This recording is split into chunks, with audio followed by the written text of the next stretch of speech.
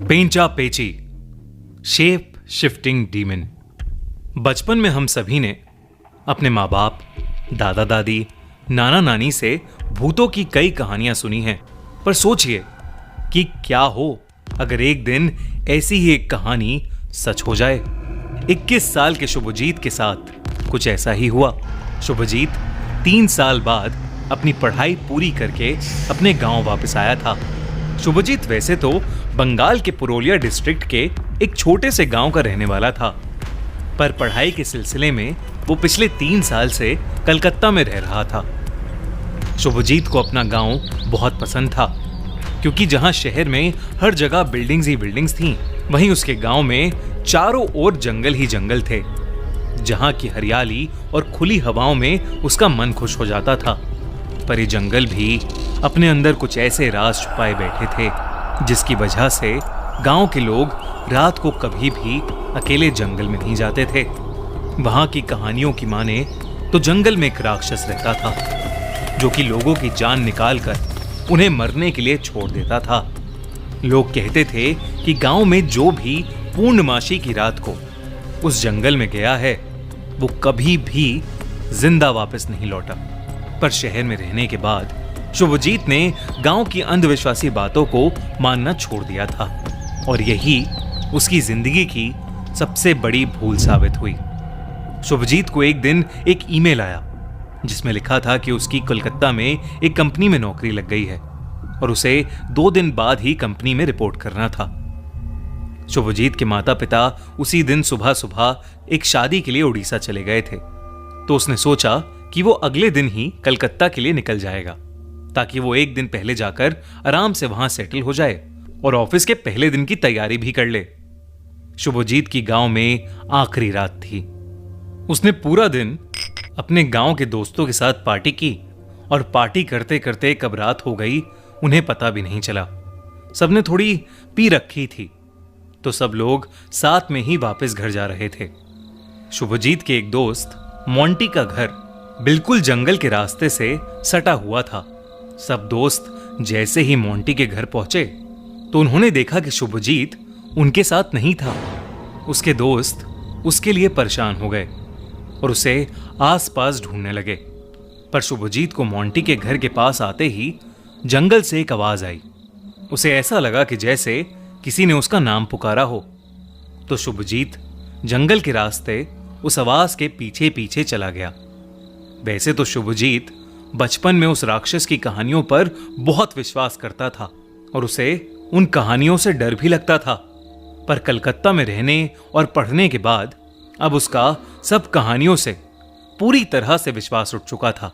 हालांकि शुभजीत की सारी जिंदगी उसी गांव में बीती थी, पर फिर भी उसकी 21 साल की जिंदगी में उस दिन वो पहली बार अकेले रात को जंगल वाले रास्ते पर जा रहा था। उस जंगल में जाते हुए उसने रास्ते में एक सिगरेट जला ली। जैसे ही उसने लाइटर से सिगरेट जलाई, तो माचिस जलने के साथ साथ शुभजीत को जंगल के सन्नाटे में एक उल्लू की आवाज आई। शुभजीत सिगरेट पीता पीता चल रहा था और अब कम से कम आधे किलोमीटर की दूरी तय कर चुका था कि तभी शुभजीत की सिगरेट के धुएं को चीरता हुआ वहां से कुछ गुजरा। क्योंकि सर्दी का मौसम था, तो रात को ऐसी हवा का चलना आम बात थी, इसलिए शुभजीत को लगा कि वो बस एक हवा का झोंका था। उसने अपनी सिगरेट बुझाई और जैसे ही अगला कदम बढ़ाया, तो उस उल्लू की आवाज और तेज हो गई। शुभजीत अब थोड़ा घबराने लगा था। तभी उसने देखा कि पेड़ की डाली से 2 बड़ी बड़ी आंखें उसे घूर रही हैं, जैसे किसी उल्लू की आंखें हों, पर बहुत बड़ी, लाल और भयानक। उन आंखों को देखकर शुभजीत और घबराने लगा और जंगल के रास्ते से वापस मुड़ गया। वो कई देर तक चलता रहा, लेकिन वो उस जंगल से बाहर नहीं निकल पा रहा था। जैसे जैसे वो और ज्यादा डर रहा था, वैसे वैसे उल्लू की आवाजें भी बढ़ती जा रही थीं। चलते चलते उसे फिर से एक तेज हवा का झोंका महसूस हुआ, लेकिन इस बार शुभजीत ने अपने गाल पर हाथ लगाया तो उसके गाल से खून बह रहा था। तभी अचानक उसे दिखा कि कि उस जंगल के सभी पेड़ों पर दो बड़ी बड़ी लाल और भयानक आंखें चमक रही हैं। उसे तब याद आया कि उस रात पूर्णमासी की रात थी। अब उसे उस राक्षस से जुड़ी सभी बातें सच लगने लगी थीं। उसे बिल्कुल भी समझ नहीं आ रहा था कि वो क्या करे। ऐसा लग रहा था कि उस जंगल में छोटी छोटी लाल लाइट चमक रही हों। वो जोरों से जंगल से भागा और अचानक से उस जंगल में से सैकड़ों उल्लू अपनी तीखी आवाज निकालते हुए हवा में उड़ने लगे और उसको उन उल्लुओं ने चारों तरफ से घेर लिया। शुभजीत की आंखों के सामने वो सारे उल्लू एक बहुत ही बड़े और विशाल राक्षस में बदल गए। उस राक्षस की आंखें किसी उल्लू की जैसी ही बड़ी बड़ी, लाल और भयानक दिख रही थीं। उस राक्षस के दांत भी बेहद नुकीले थे। शुभजीत के उस राक्षस को देखते ही रोंगटे खड़े हो गए। इससे पहले शुभजीत कुछ कर पाता, उस राक्षस ने अपने दोनों पंजे लिए और उसने तेजी से शुभजीत को नोच डाला। तभी शुभजीत के दोस्त उसे ढूंढते ढूंढते जंगल के अंदर पहुंच गए। उन्हें शुभजीत एक पेड़ के पास गिरा पड़ा मिला। उसका पूरा शरीर नीला पड़ चुका था और वो दर्द के मारे छटपटा रहा था।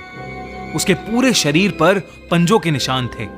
ऐसा लग रहा था जैसे किसी ने उसकी जान ही निकाल ली हो। उसके दोस्त उसे फौरन हॉस्पिटल ले गए और कुछ दिनों के इलाज के बाद वो थोड़ा बेहतर हो गया। शुभजीत ने जब लोगों को अपने साथ हुआ किस्सा बताया तो सब हैरान थे।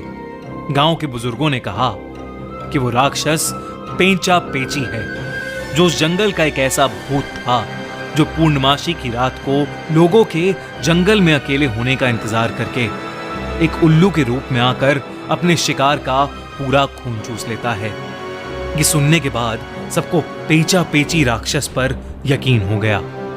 शुभजीत तो अपने दोस्तों की वजह से उस रात बाल बाल बच गया, लेकिन वो कभी भी पेंचा पेची की खौफनाक आंखें नहीं भूल पाएगा।